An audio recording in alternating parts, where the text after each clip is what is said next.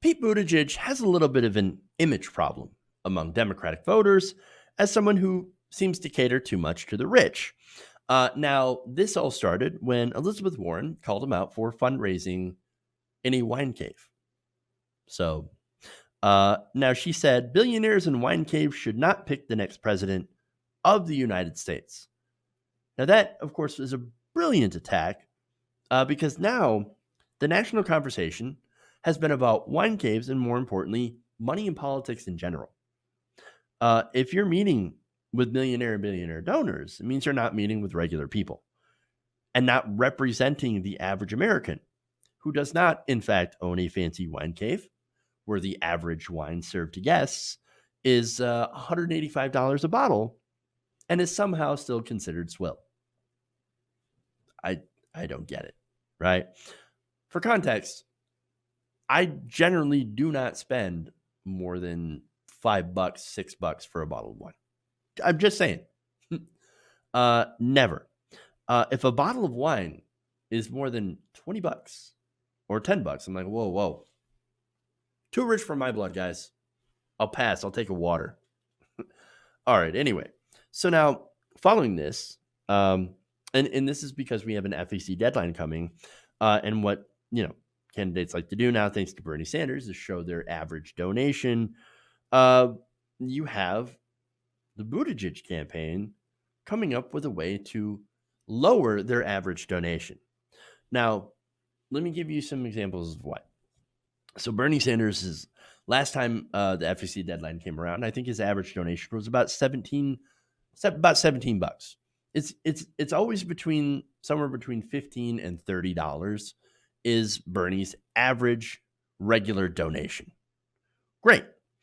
So now Pete gets a lot of money from a lot of very large donors in wine caves. So he decides to hold a contest. Now on Tuesday, the Pete for America Innovation Team sent out an email to supporters launching a contest in which the person donating the smallest unique amount would win a prize. The email said, all you have to do to win is donate the smallest amount that nobody else donates. If you donate $1, for example, if someone else playing also donated $1, you both lose. We'll see if only one player donated $1.01 and so on until we find an amount donated exactly once, and that's our winner. So literally, this is a way to entice people to donate very small amounts in order to skew the amount total, the average. It's really obvious the game that they're playing here, right? Which is pretty hilarious. Now, this has caused the Sanders campaign to speak out on this. At least one member of the Sanders campaign, this is Tim Tagaris. He is a campaign advisor to the Bernie Sanders campaign. He says, the Pete for America Innovation Team out there working hard on Christmas Eve, coming up with gimmicks to lower his average donation amount this quarter. Funny stuff.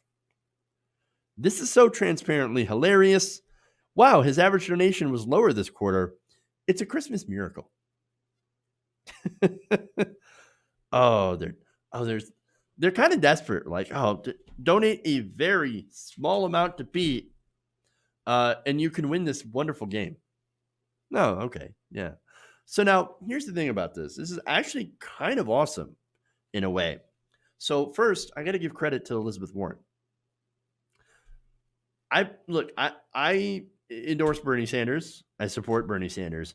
But Elizabeth Warren helped launch a great conversation on this.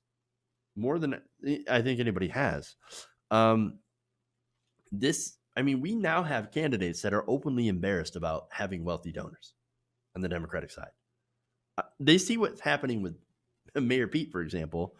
He's got the nickname Wall Street Pete. Also, it should be Wine Cave Pete as well. And you also have the work at McKinsey. And you've got his corporate donors. You've got his flip-flop on Medicare for All, which, before he was in favor of Medicare for All. And then once he got a lot of money from the insurance industry, suddenly against Medicare for All. And wants Medicare for All who want it, right?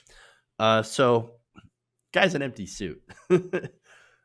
Now, Pete also got in trouble, his campaign did, for one of his campaign bundlers, right? So this campaign bundler, big corporate guy, basically got caught selling access for donations and said, "Hey, look, if you donate, you get on the train, you donate a large amount right now. Well, then, you can get in before anybody else and you'll have a voice on this campaign." Basically selling influence to large donors. This was so open and aggressive, right, of donations, that this donor was like, "Oh man, that's problematic, man. Oof, I do not like. I'm not comfortable with this. It is too brazen, too honest."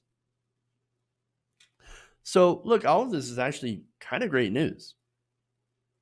I mean, money in politics is an issue that supersedes all other issues. And finally, we've gotten to a point where taking big money, and more importantly, big corporate money, is considered a weakness. And that is a wonderful sign.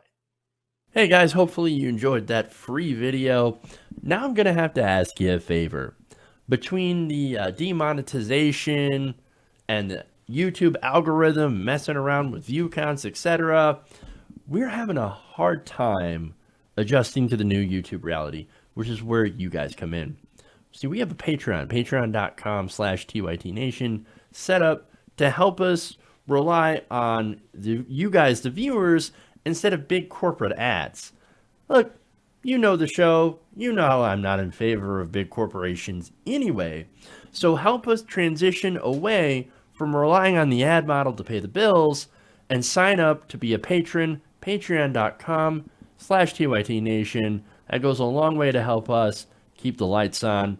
And you guys will know that you're supporting independent, progressive media.